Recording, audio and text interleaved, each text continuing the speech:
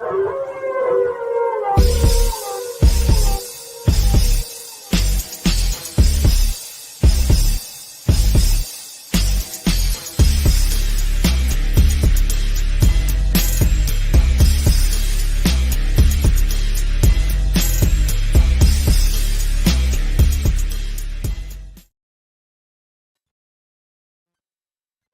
what's good, guys? It is the weekly WWE Roundup. Deeks and Shades, we're thinking, you hear me all right? Howdy there, boys. I'm here. How's it going? Shades is here. What's up? Yeah, man. So obviously we need to try and get on these. Obviously we've been busy, so we're going to try and get on these to do at least one weekly roundup, and then we'll have another video out some point every couple of weeks. But man, oh man, what a week it's been. Just in WWE alone, obviously we're going to do WWE stuff first because that's the one we watch the majority of, all three of us. However, we will try and get on to doing things like AEW, Major League Wrestling, TNA, and stuff like that. So there'll be enough of us to cover that. Sorry about that, guys. That's one of my neighbours being. So obviously we're going to be cracking on. So far, what have you thought of this week, guys? Good? Have you enjoyed it? Yes, it's been a good week. It's been a very exciting week. It's been a very surprising week as well. Some big news breaking and dropping and being unpredictable, which I like. So yeah. Yeah, Shades? This week has been one roller coaster after another. SmackDown and Raw and NXT are going places. Yeah, it's finally good to see it elevating itself again. But yeah, it's been a great week. Yeah, it's been a bit crazy. So I guess we'll start beginning of the week to the end of the week. We'll do Raw. There's only a little bit to cover really on NXT, like big moments. So obviously we can kind of discuss that kind of at the end. There's a couple of big things as you see three things that we got highlighted on our graphic there. So before we do that, the main thing I want you to do is to subscribe to the Hands of the Wrestling YouTube channel for more content. At the moment, it's just a couple of videos, but I promise you there will be so much more coming over the coming weeks. So if you can please hit the notification bell, subscribe, and then you know when we're coming up on live. That'll be fantastic, please. Thank you. And in the meantime, guys, the first thing I think we need to talk about and dissect in length, because it happened over the course of Monday and Friday, is this dude leaving. Drew McIntyre. What the hell? So Monday, Drew McIntyre said he quit Raw, right? When he said that line, mate, my jaw nearly hit the floor in shock. Okay. So obviously he quit Raw. Friday on SmackDown, he turns up again looking like an absolute monster. And well, I'll give you the full graphic. He does this to CM Punk, right? From the shutter. We see the shutter open up. Then we see Punk land on the floor, bloodied up, which is obviously great to see, like the way they've done it. Drew carries him out to the entrance ramp, dumps him on the floor and takes his wristband off him, I believe. Right? Yeah. And then the next scene is this bad boy. Punk being taken out, bloodied up on a stretcher, being put into an ambulance. Overall thoughts. So let's go back to Raw. Drew supposedly quitting. What was your reaction to that, other than when you said like your jaw nearly hit the floor? When he come out, I was excited to see what he's going to do, and then when he come out with that few lines, and then said,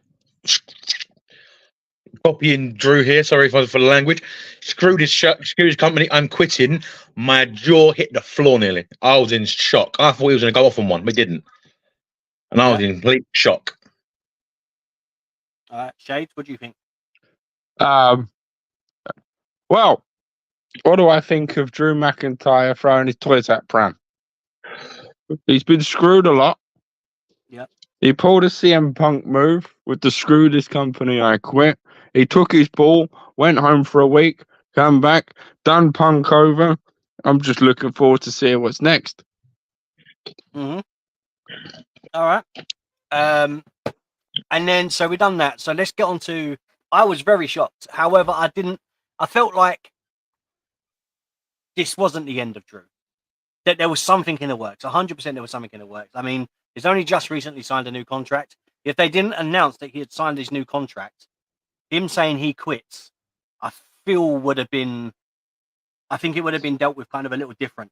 Do you know what I mean? Like it would have been like, well, what's happening with Punk? Like there would have been a big shock there, you know. Sorry, with Drew, there would have been a bigger shock. It kind of felt like Jey Uso storyline quitting in that sense.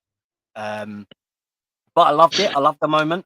I feel it was very good though, because as I said to you guys, obviously off air, it was one of those things where we got Drew quitting, I guess in brackets. But then he comes back on SmackDown. Now I was saying to Deeks off air, this could be one of them things where if he's quit Raw, he then can't be fined by either Raw or SmackDown. So if he goes there and causes mayhem, then what sort of repercussions can he get if he's not an employee? Because technically, so I think that way. Sorry, mate. Technically, right now, then, if he has technically quit, he's technically at the moment a free agent, so he can do what the fuck he wants. Excuse the language. Yeah. So he can go in and attack who he wants, destroy who he wants, cause chaos, and shouldn't get any comeback on him. No fine, nothing. He's free agent. From that aspect, no. Yeah. So so is he going to keep reappearing as free agent for a couple of weeks, or is he going to come back and say, "I am now a WWE SmackDown employee instead of Raw"? I don't know. I mean, it's interesting because obviously the draft hasn't been going on that long. A lot of people were moaning about Punk being on SmackDown when he's drafted to Raw, but overall, what I would say, my thoughts quickly would be, one, it was in Chicago, so obviously that's why Punk was there. He wasn't wrestling; he was given an update. And the other thing, I think maybe Punk isn't ready as we think he is to come back, which is why they've done this little angle here. Because if he needs a little bit more time to rehab to get himself ready, then instead of throwing him back into a position where it's building, they can take a little bit more time off rehab, and then they can go ahead with this feud properly and go at it full speed. Because the last thing you want to do is have someone at 90% ready, there's another injury, and then it's one of them back on the back burner again, you know? So I feel like this was done for that reason. There's no confirmation in that. There's no truth in that. That's just my thoughts. So I think that's why they've done this. Shade, do you want to elaborate on that? Any thoughts on that? I like what they've done. You had Drew appear on Raw, and pull the CM Punk move of, taking his ball and going home. You had Punk on SmackDown, and the only reason he was on SmackDown is, as you said, it was in Chicago. You can't be in Chicago and not have a Punk coming out at the start or at the end or in the middle, for Chicago to go mad. Yeah. Where they're going with this storyline is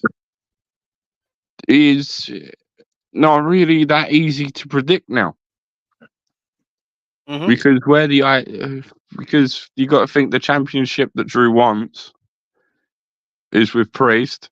Priest is currently going into a rivalry with all different. Plus, you got Money in the Bank, so it really is screw Drew time.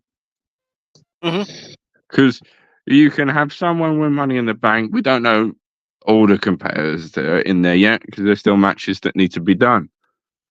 We know 3 so far, I think. I think it's 3 that we know. Yeah. But aside from that, Priest can lose his title. Then Drew's got to go after someone else. But you're always going to have Punk crawling in the background. But how long is Punk going to be injured for? That's if he's still Punk injured. coming back? It's kind of hard to predict because you've got so much coming up. Well, I was going to say, I mean, when you think about it properly, we've got SummerSlam is the 3rd of August, right? And Money in the Bank is, I can tell you the exact date, is the 6th of 6th of July. So we're now in June. So the 6th of July, it's like 2 weeks, right? Yeah. So we've got 2 weeks, and clearly, I don't think Punk is going to be there for Money in the Bank. So I think they're saving this entire feud for SummerSlam, and it'll be Punk versus Drew at SummerSlam. That will be my prediction now of where it's going. I think that's where they're gonna go. It'll be Drew versus Punk at SummerSlam. See, what I would like to see for a Drew versus Punk match is a bit of an outside their shot, but it could be done. Mhm. Is Drew stays free agent up to that time, and then Drew challenges Punk to Punk's contract, Right. and whoever wins gets the job. The other one has to leave permanently. Yeah, but then what do you do with the other one? Just say, for example, Drew wins. What happens with Punk? Because at the moment, Drew's a free agent. Yeah. At the moment, we know at his current moment, Drew is at the moment a free agent. He's no contract signed at the moment. Apparently, he's been deactivated. Apparently, as what I've heard. Right. Well, he quit, so technically he doesn't have a contract. Yeah. Yeah. So if he stays that till SummerSlam, he can go where he wants and wrestle practice, training, blah blah blah, and then come back and go, I want Punk in a, I don't know, elimination chamber for his career. If I win, I get his contract. He leaves permanently, or vice versa. If he wins, he gets his contract, and I go away permanently. Right. So let's say, for argument's sake, Drew wins. What happens with Punk? He's gone. He's sacked. His contract he has with WWE, where much it's worth, goes to Drew. Okay. And that way, Drew gets rid of his nemesis, his nightmare, his pain in the bum. Gets rid of him permanently. Right. But then going forward, booking wise, WWE aren't going to throw away Punk. So what happens with Punk? Maybe they can find a loophole, or maybe Punk can come back in a mask he's done it before. Maybe. I mean, bring him back. It's a wild booking, but I don't know. We'll see. Well.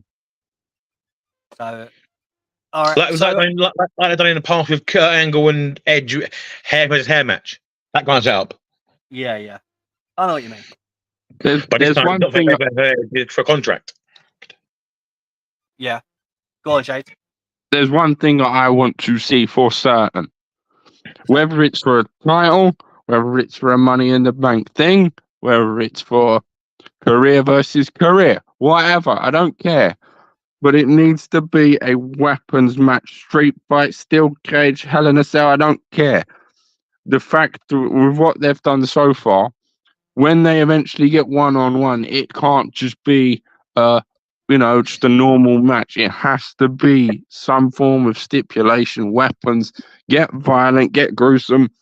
You're doing it anyway, so why would you stop it? Yeah. It could be. You know? Yeah. I mean, I'm down for that. I can see him going that way. I like that. The extremeness match of it, I like it. What if he did it as a loser leaves WWE, I quit style? Thing is, we've only just done an I quit match. But that means that person has to say I quit and then lose the match, and then neither one of them want to say it. I mean, that match is going to be pushed to the extremes. You may even get broken bones in this match. Maybe. I don't know. It's a possibility. I'm intrigued as how they're going to do the booking. I don't know what they're going to do. Unfortunately, we're just pondering possible matches, possible solutions they can come up with. Yeah, 100%. So we don't know one match type that seems to have gone really under the radar, and I don't remember the last time WWE done it. Which is a fire match. The Inferno. That's a Kane specialty. That's a Kane specialty match.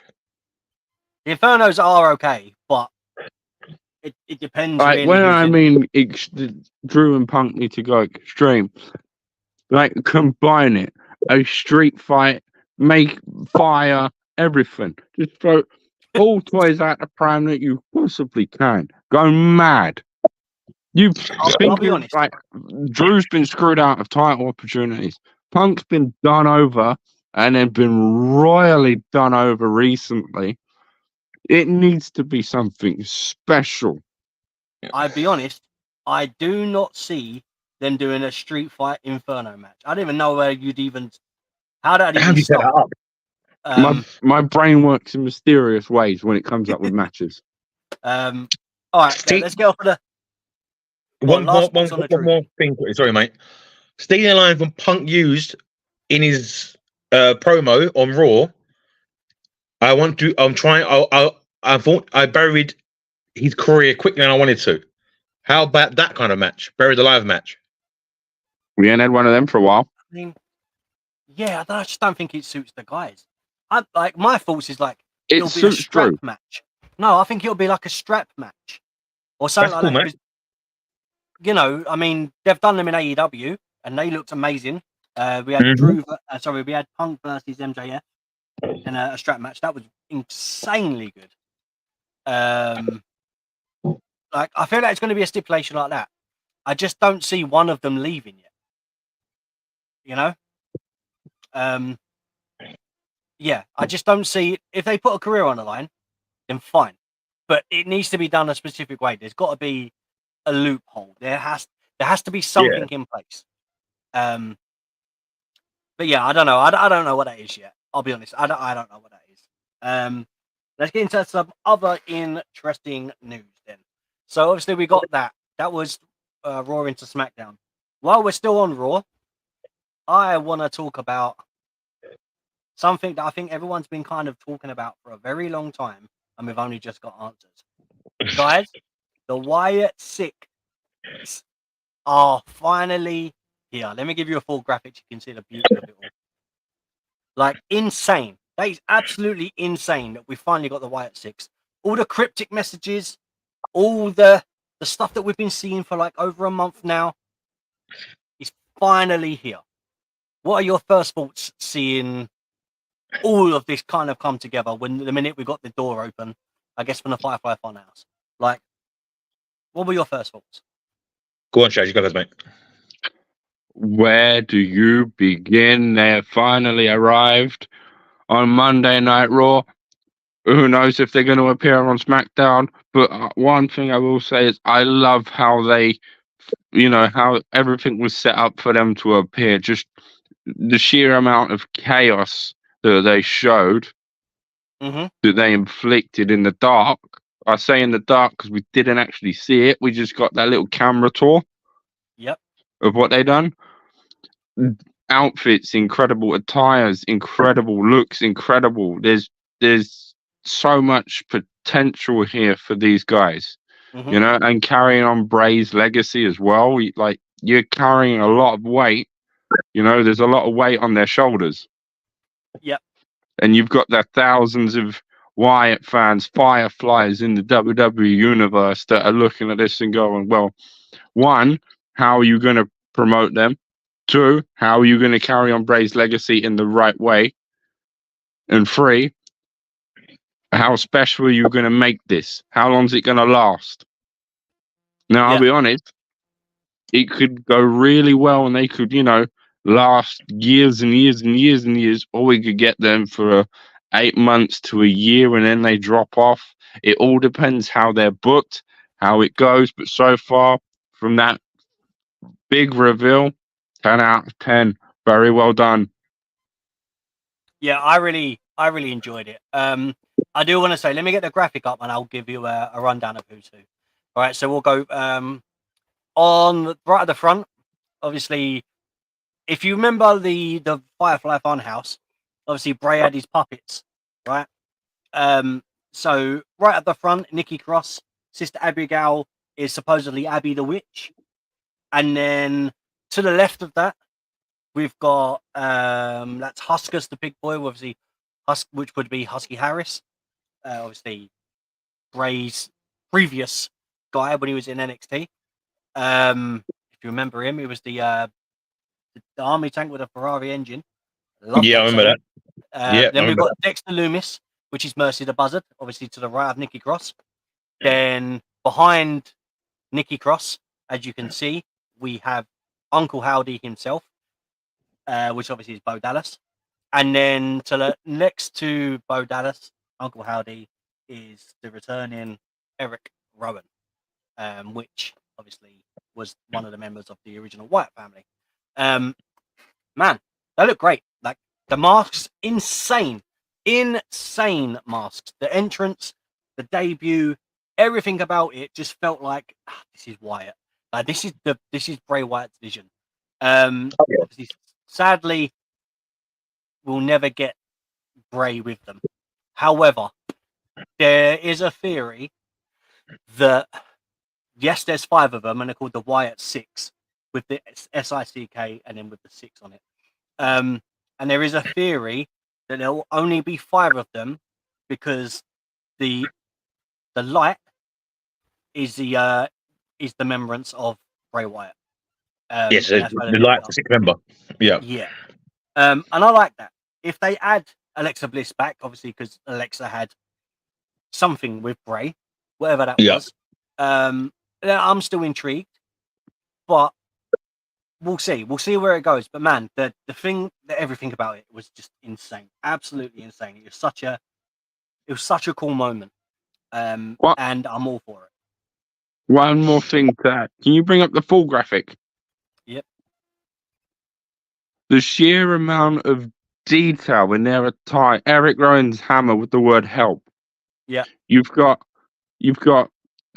Bray's original lamp, and then just like the sheer amount, like you could just see the amount of planning that went into this. The sheer man hours. Mm-hmm.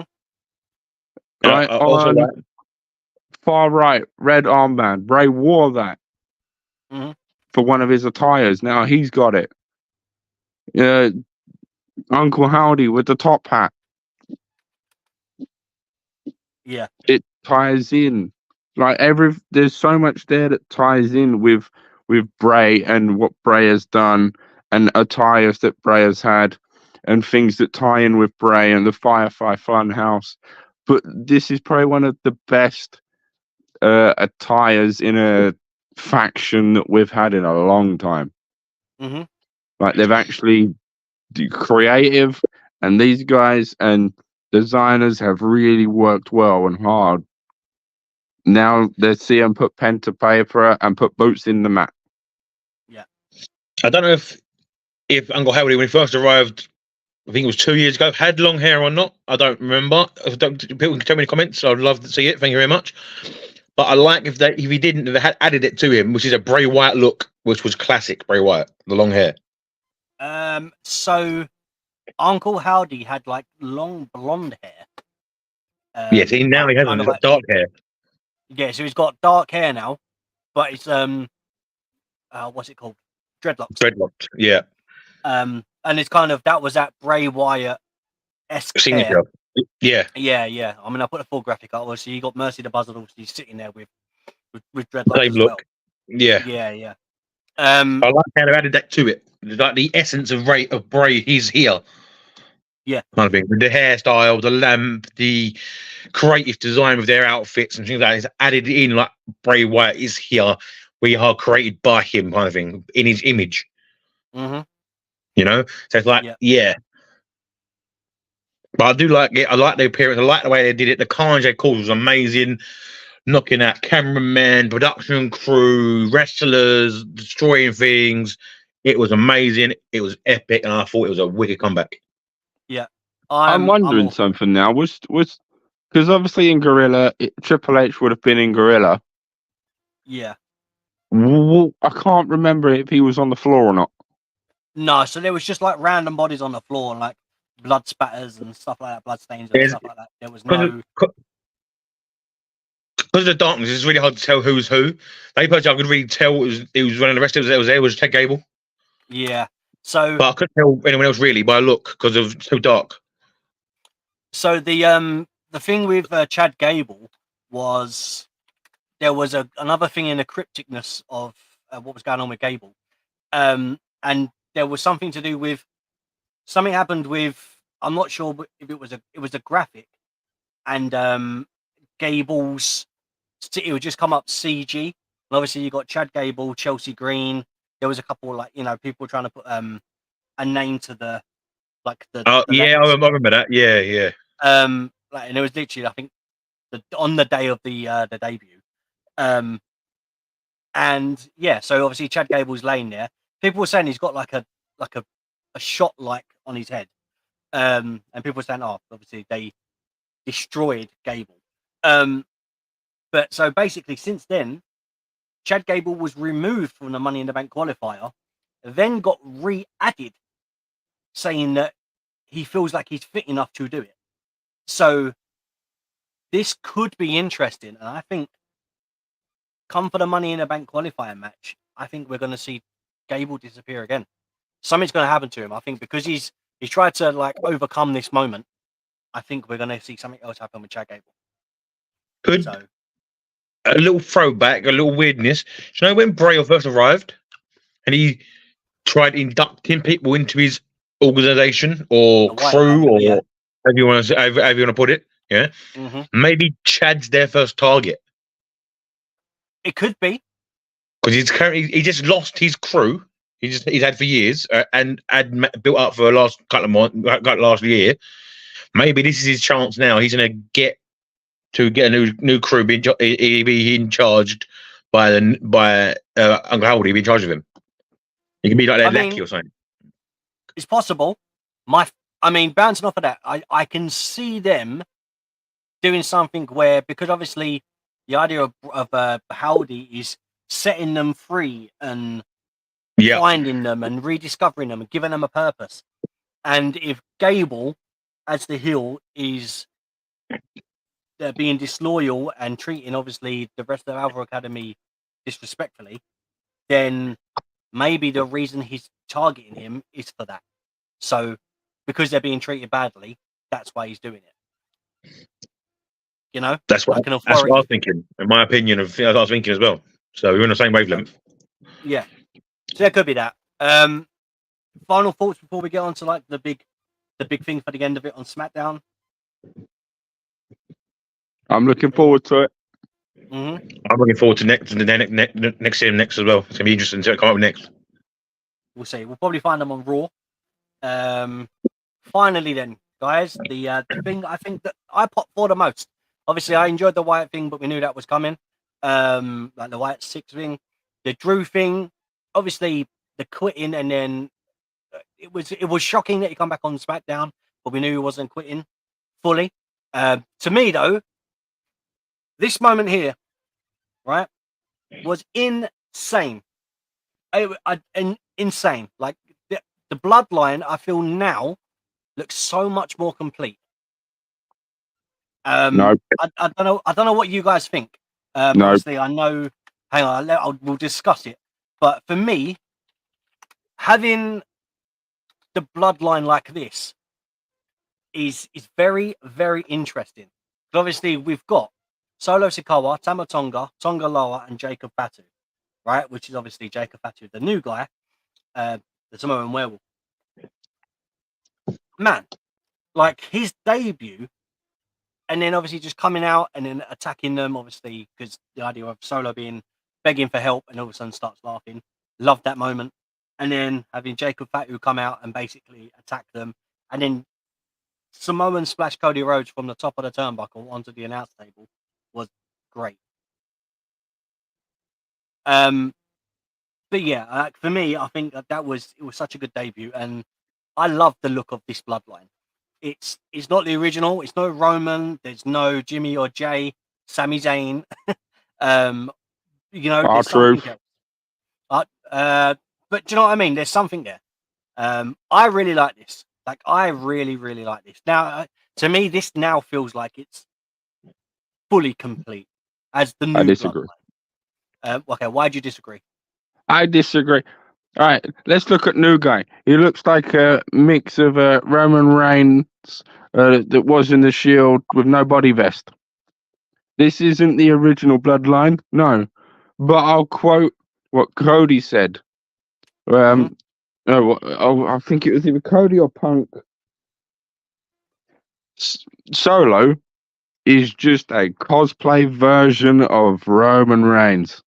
You can't beat that original Bloodline. They're called Bloodline. They're related. That's as much as of the Bloodline as they're going to get. Right. You know, I don't like I can respect what they're doing, but I just think it can be so much better. Okay, what is it you don't like though? I just don't like how they carried them. Like when let's go back to Roman's bloodline. Yeah. How they carried themselves and went out and did their attacks and their matches and involvements was just so much better. It's like Right. it almost like these guys are good. They're not as good as the previous bloodline, the original. They're a bit messy in places. They need to straighten some things up. You know, it's like maybe it's not as good because the way Paul Heyman was in the original was brilliant. Now he's cowering away from Solo. Like even when Punky was in the ring, and don't know if you guys remember, but when Punk asked him, "If I do this favor for you, what's the favor you want from me?" and Paul said, "Take me with you." Paul doesn't want to be with this bloodline. Right. I would say though, my thing is, you're saying that there's not relations, right?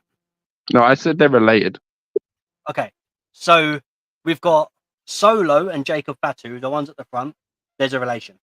Yeah, I know they're related. I said there was a relation. There's a relation there, and then you've got the other two, which are Tama Tonga and Tongalawa.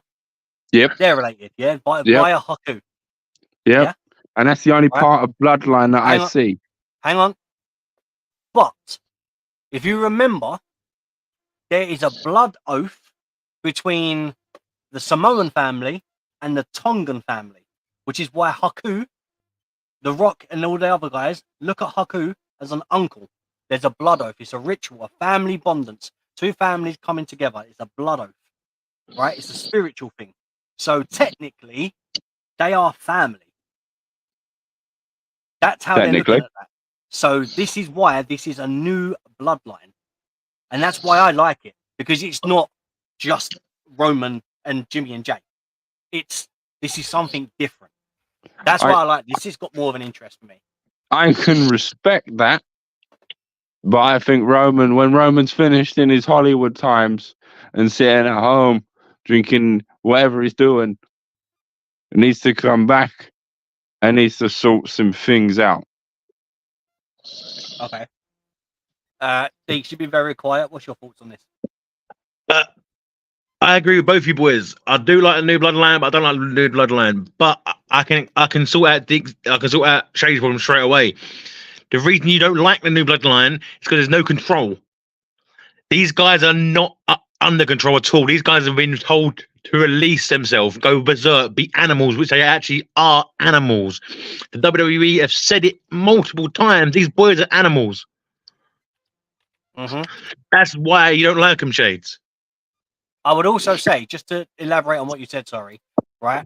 There has been numerous times, and they've teased it a hell of a lot. There have been numerous times when Solo Sikoa has been talking to Paul Heyman, and he said these words, by orders of the tribal chief. So remember, my next point. There is still someone leading these boys. Someone is still leading these four guys. They are involved in it. And the fact that we're getting more of a Tongan feel to it, and the fact that Rock was mentioned Haku in the Hall of Fame speech, obviously when he got his People's Championship title, I'm telling you guys, I think The Rock is in charge of this bloodline. This bloodline. I'm going to throw a curveball in this.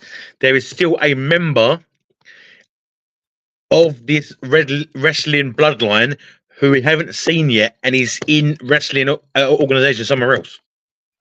I can't remember his name, but he's and he's as big as Roman Reigns as build-wise and height-wise. So there's a few. There's Lance Anoa'i, who was in WWE for like literally a brief moment. He had one match, and he was there. So obviously that's from that side. Obviously that's from the Anoa'i family.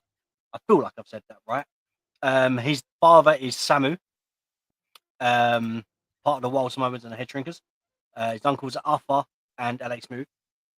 And the other person you could be thinking of is Umaga's son, which is Zilla Fatu.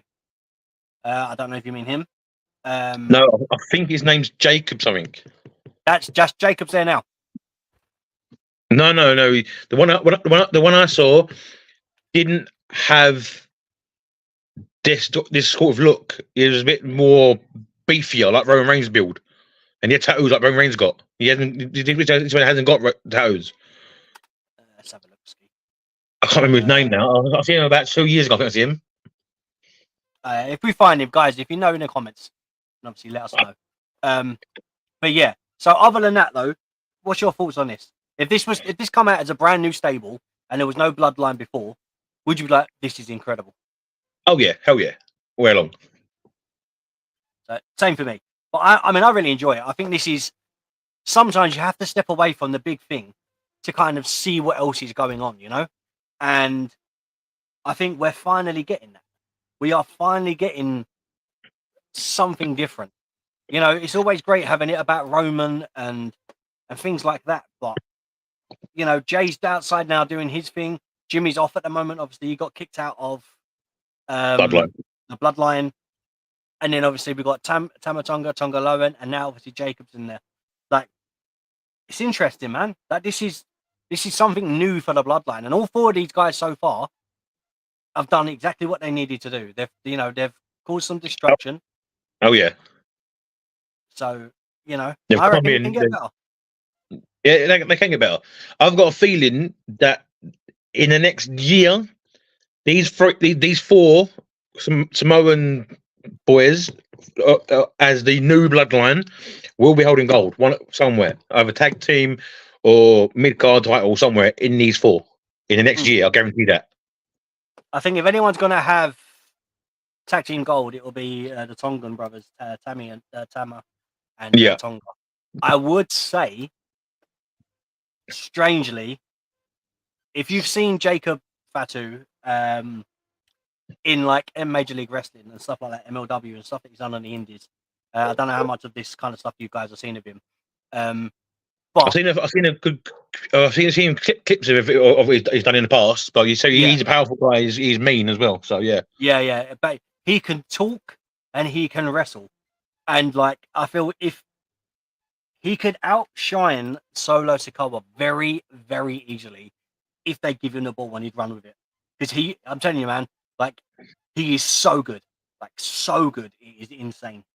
Are you agreeing with what I said about the titles or not at all? I can see them having the tag titles, but right now they've got an aura where they don't need them.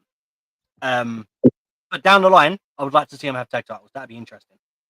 I do want to say though, this moment here. That's an amazing shot. Brilliant. That's an amazing shot, mate. So I mean, there are reports as well. It's amazing as well. Yeah, there are reports that Cody supposedly has broken ribs from that. I don't know how true that is. Obviously, we just go by obviously what we can read. It's highly possible. It was a big impact. Yeah, it's possible. But yeah, it's good. But all right, guys, that's been our WWE roundup. It's been good, man. It's been a really, really good show. Obviously, we're gonna do some more. We've got some Money in the Bank stuff coming up. You guys ready for Money in the Bank? Oh yeah, right. I'm looking forward to it. Yeah. Bring on the Yeet Master. Yeet. Yeah. One more point. Yeah, go on. One more point about the new Bloodline. They remind me so much of the old group that had the black armband with the yellow N, Nexus.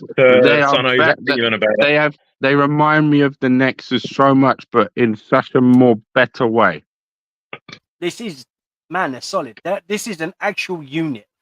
Like, yes, they're all over the place, but they are in unison. They are. That's the thing. I mean, honestly, if they didn't have the name of, like back in the day, of the Samoan SWAT team, right, and they didn't have that back in the day, then if they kind of stepped away from the Bloodline, that name for them would be perfect. Absolutely perfect. But yeah, there's so much more to see as well. And, you know, I've got to say props, though, to Paul Heyman. Because he's doing so much without having to do a lot. You know, like the facial expressions, the pleading with people to leave the ring for their safety, and if anything, that's making them look even more dominant. So the work Heyman is doing on top of trying to help these guys get over and look dominant without having an actual leader, as far as we know, is fantastic. Like this, the whole thing is good. So I said I'm all for it. I guess the one question that we should ask each other right now is, who do you think is the tribal chief that they are referring to? The Rock. Is it Roman? Is it The Rock? It's The Rock. I think it's The Rock. I don't think it's Roman. I'm not sure. I don't know if it's Rock or Roman. I think it was someone else. Who? A Samoan we haven't heard from for years and years and years and years. Who's? It's not Rikishi. Oh.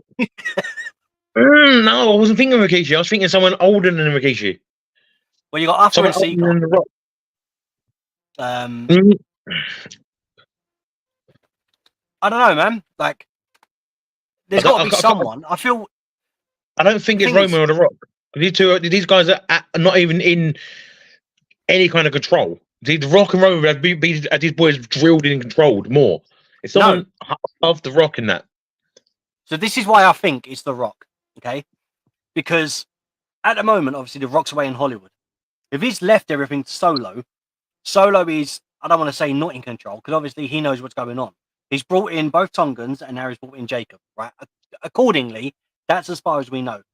Obviously, whoever the tribal chief is has run this and sorted this out. Now, bearing in mind, we've got the two Tongans there, and then we've got Jacob there as well. The Rock knows what he's doing. Don't forget, The Rock is the boss, the final boss. Obviously, he's a part of the company. So if he wants to give them contracts, he can give them a contract. He goes above everyone else. He's higher in a pecking order than everyone else, which is why I think it makes sense that a Rock is like, go and do it. Do what you want to do. Like, just, do this, do that. There's no repercussions. And I think that's why they're allowed to cause this carnage. Because once The Rock comes back, then they step in line. That's why I think they've done it. It's a good shout, but I'm still not sure, mate. I'm not sure. For me, it doesn't like the idea. I like the idea, but I'm still not sure, mate. I think there's someone else pulling the strings, not Rock or Roman. I think it's someone else, but that's most of my opinion. I could be completely wrong. I could be completely right. I'm not sure, but this is my opinion and the way I feel about it. That's all. That's fair. Another way to look at it is, let's go back to one of the greatest times of Monday Night Raw with the anonymous Raw general manager. Oh no! At the minute, that's what we have for the tribal chief, an anonymous tribal chief giving orders from the back. Now, when do they appear? We don't know if they will appear. So there's a lot to figure out. The one thing I will say is Paul Heyman is insistent on Roman Reigns. You know how he does with his hands. Not once has he mentioned the final boss. Yeah. That's because Paul Heyman's music is Roman Reigns. That's why he doesn't want to say anything about The Rock. Because don't forget, The Rock hired Paul Heyman to be his helper or guardian or protector or through the books and things like that. You know what I mean? He didn't ask anyone else, he asked him. Right hand man, there we go. Thank you very much. Wise man. That's it. Thank you. Yeah. That's what I'm saying. Like, I would also say as well, you have to remember that if you go back to when we had the draft, Heyman said that he spoke to Roman and Roman said he didn't want to be a part of the draft. Then a couple weeks later, after the draft, Heyman said he hasn't spoke to Roman since that night of WrestleMania. Yeah. So if it's Roman pulling the shots, Heyman isn't going to know. And it would be fantastic if it was Roman pulling the shots, because that'd be a big swerve and it wouldn't be The Rock. However, I just don't see it being Roman. Like, I don't. I don't think it's Roman Reigns. I don't even think it's Roman Reigns, but I'm not 100% sure it's The Rock. I think it's someone else, mate. Honestly, do. I think it's another Samoan who's got wrestling experience, who's above and older than The Rock and Roman Reigns, who's retired maybe 10, 15 years ago from another brand. I mean, only time will tell. And I'm not saying it's Rikishi, because Rikishi, it could be Rikishi, it could not be, but it could be like one of the Wild Samoans, could be one of the One of the sons there who's there now could be their father in charge. We don't know. Yeah, I guess I don't know. We'll find out. You see at WrestleMania on the tree they've got is huge. It's like 70 members on that tree of wrestlers. Yeah. You know. Yeah, exactly that. So there's a lot of potential targets. Could be the Tribal Chief right now. Mm. At the moment, it's not Reigns. Reigns is out doing nothing. He's just chilling at home, recovering or whatever he's doing. I think he's doing It's something. not Reigns. So yeah, he's at Hollywood, same as Rockets, Hollywood. So yeah, but right, I don't think he's either one of them guys. I think someone else in that line somewhere in charge. All right, I'm with you. I'm down.